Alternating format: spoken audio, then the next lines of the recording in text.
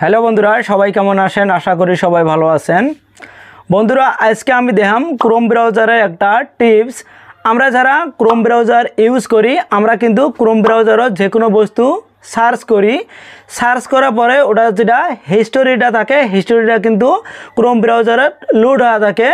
Chrome ব্রাউজারে যেটা page আছে ওটা কিন্তু লাহে লাহে পেজটা কিন্তু বাড়ি থাকে, যেটা হিস্টোরিটা আছে হিস্টোরিটা কিন্তু বেশি হয়ে থাকে।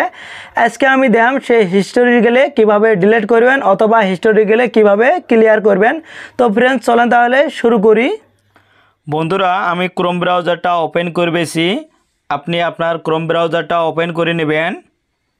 ওপেন করার পরে উপরে দেখেন আমার 48 লেখা আছে, মানে আমার 48টা পেজ জমা হয়ে আছে। এটার মধ্যে আমি ক্লিক করলাম।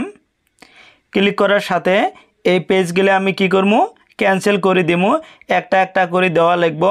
এই সাইডত যেটা পুরন চিনের মতন আছে এটার মধ্যে ক্লিক করার সাথে কিন্তু একটা একটা করে ডিলিট হয়ে যাবে। সে দেখেন এইভাবে।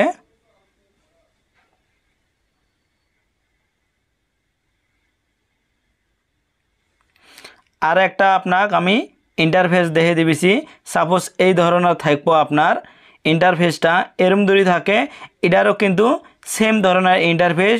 উপরে যেটা অপশান আছে এটার মধ্যে ক্লিক করবেন। ক্লিক করার সাথে কিন্তু এইভাবে যেটা পুরন চিহ্ন আছে পুরন চিহ্নের মধ্যে ক্লিক করবেন। একটা একটা করে কিন্তু এটা ক্লিয়ার হয়ে যাবে। সে দেখেন ছাপা হয়ে যাবে সে একটা একটা করে। তো এইভাবে কিন্তু আপনি সব কিছু মানে ক্লিয়ার করে পাবেন।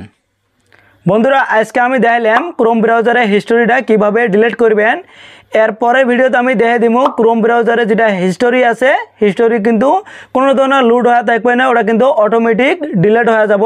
তো ফ্রেন্ডস, এটা কিভাবে করবেন, তাহলে চ্যানেলটা সাবস্ক্রাইব করে বেল আইকনটা অন করে রাখেন পরবর্তী ভিডিও পাওয়ার জন্য। আর যদি ভিডিওটা ভালো হয় তাহলে কিন্তু অবশ্যই একটা লাইক করবেন আর ভিডিওটা আপনার ফ্রেন্ডদের সাথে শেয়ার করবেন।